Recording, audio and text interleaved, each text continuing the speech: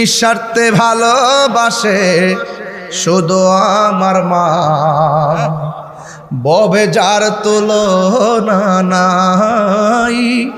নিঃস্বার্থে ভালোবাসে শুধু আমার মা, ববে যার তুলনা নাই। সেই মা তোমার চলে গেলে গো,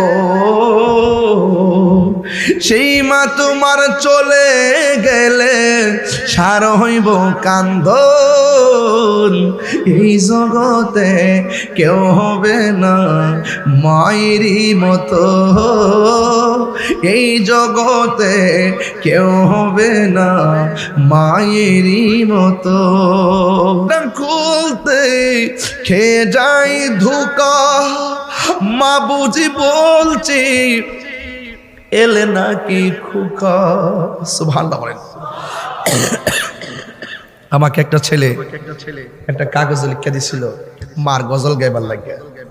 যার মা নাই বাড়ি থেকে দরজা টোকা দিবে, কিন্তু আগে তো মা দরজা খুললা দিত, আজকে আর খুলবে না।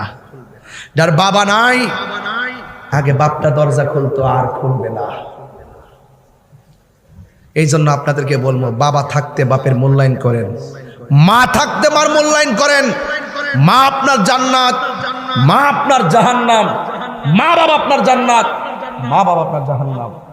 আপনি আহলে বাইতকে মহব্বত করেন, নবীকে মহব্বত করেন, মা বাবাকে কষ্ট দিতে পারবেন না। উদখুলু ফিস সিলমি কাফা, উদখুলু ফিস সিলমি কাফা।